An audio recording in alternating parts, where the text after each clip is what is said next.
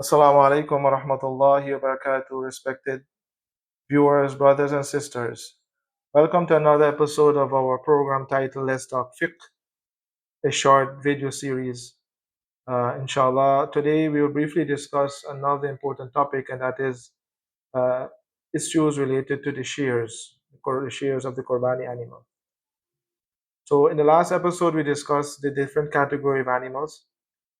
Today, inshallah, we'll discuss how many shears can be taken from each category. So the smaller animals, the sheep, the goat, only one shear or one sacrifice, one person can do obligatory sacrifice in one small animal. Then now we have the bigger animals, the cow, the bull, the cow, buffaloes and camels. We can have up to 7 shears in those animals, and we can have less than 7 as well. If a person has, if a 5, 6, 4, 3, put their money together and purchase a bigger animal, they can do that. Condition is that the meat has to be divided equally, which inshallah we'll discuss in another episode. So you can have less than 7 in a large animal, but not more than 7. In a large animal also you can have people who are fulfilling the obligatory sacrifice or people who are doing nafil sacrifice in that same animal. So the condition is to participate or to partake in shares in a sacrificial animal, a big animal. You have to have intention of sacrifice. So you can fulfill the obligatory sacrifice in a large animal.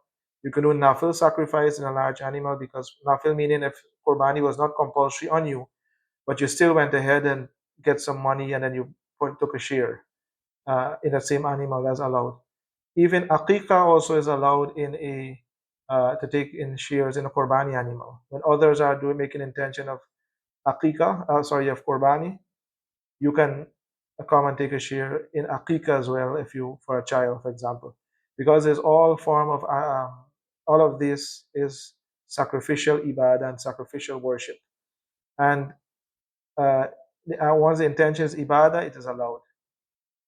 Then remains a person who comes to take take a share in the sacrifice animal with the intention of getting meat, just to get halal meat. Because of that one individual, all the entire animal, the shears and the sacrifice of all other individual shareholders are all nullified because of that person, because he doesn't have intention of worship. So you have to have intention of ibadah.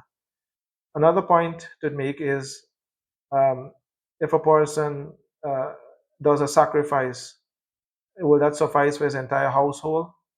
The answer is no. If within the household there are people who have their own nisab, their own wealth, then they have to do their own sacrifice. He cannot do a sacrifice for somebody in the house who has their own wealth if they are mature. Children, if they have their own wealth and they're not mature, then there's no sacrifice to be done from their wealth. Mature people in their home, if they have their own wealth, then they have to do their own sacrifice. So, however, if there are people who don't in the household who don't have their own wealth, that equals to nisab. When I say they have their own wealth, meaning that they have the nisab, they give zakat basically. Then, if they in your household they're not such people, there are no people like this.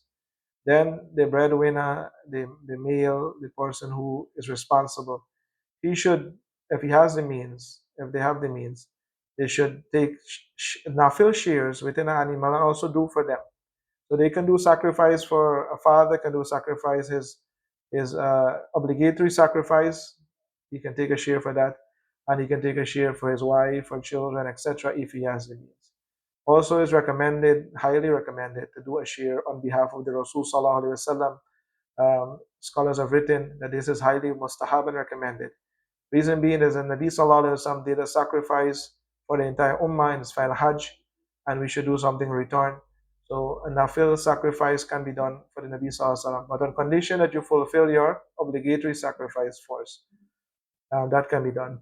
You can also do a sacrifice for deceased relatives. If you're doing a sacrifice for deceased relatives, that is allowed to eat from the meat as well. That is allowed. because people ask the question, if you do a sacrifice for a deceased, you can't eat the meat. Yes, you can eat the meat because the money is your money. If you're doing it, it is a nafil sacrifice. You're doing it for deceased. You're doing it for the Nabi Sallallahu Alaihi Wasallam. You're doing it for family members who are alive. You can eat from the meat. You can give it to rich people. You can give it to poor people. The point is, if you're doing sacrifice for deceased with the wealth of the deceased because he made a bequest, a wasiyah, before he died.